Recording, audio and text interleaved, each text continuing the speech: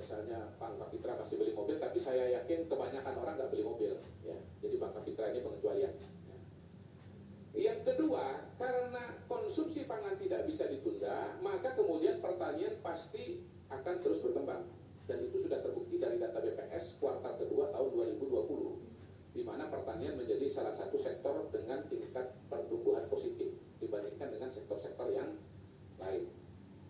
Yang ketiga, mungkin ini banyak yang sudah tidak menyadari, sampai dengan hari ini mayoritas tenaga kerja Indonesia itu masih bekerja di bidang pertanian, Bang Ferry.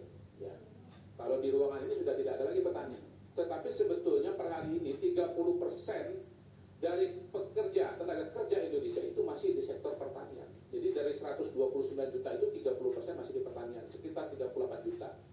Jadi kalau pemerintah memberikan fokus, ya, memberikan prioritas bantuan yang paling besar kepada sektor pertanian, sebetulnya memang membantu segmen terbesar juga. Otomatis langsung 30%. Yang keempat, ya, sektor pertanian ini karena dia masih bisa bergerak, maka dia akan mampu menyerap pengangguran yang terjadi di sektor-sektor lainnya.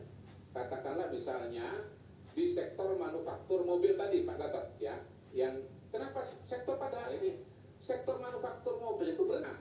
Jadi ada pengangguran-pengangguran, ya, terutama buruh yang di perkotaan ini itu bisa diserap oleh pertanian. Dan sadar tidak sadar sebetulnya pengangguran di perkotaan ini sekarang pada hari ini banyak yang pulang ke desa. Pulang ke desa karena di kota tidak bisa bekerja, mereka pulang ke desa dan mereka kemudian dibantu kehidupannya oleh keluarganya. Tapi sampai kapan kalau sektor pertanian tidak mendapatkan bantuan? Yang kelima, substitusi impor. Kita selalu ribut, ini pertanian Indonesia, pangan Indonesia, impor dari luar. Nah, inilah saatnya kalau memang Indonesia mau mandiri, ya, karena dari luar negeri pun bisa saja pada suatu saat nanti menghentikan ekspornya demi memenuhi kebutuhan dalam negeri. Nah, ini relevan sekali dengan pidatonya Pak Gatot ini, ya. Ini proxy war kata beliau. Nah, jangan-jangan bentuk proxy war ini salah satunya adalah dengan dalam tanda kutip sabotase pertanian atau sabotase pangan, begitu.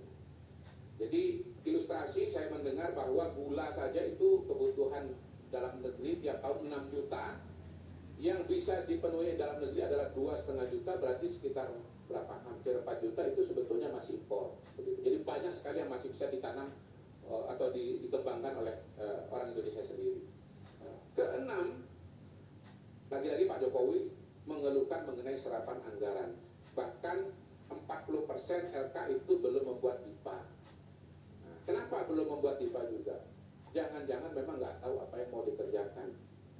Karena di era COVID ini, Bang, beberapa kegiatan itu menjadi hampir-hampir tidak relevan sama sekali.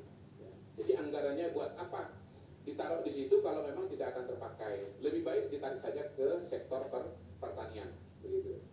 Kemudian yang ketujuh, ya, pergerakan sektor ekonomi, ya, akan menggerakkan sektor-sektor lainnya pada gilirannya.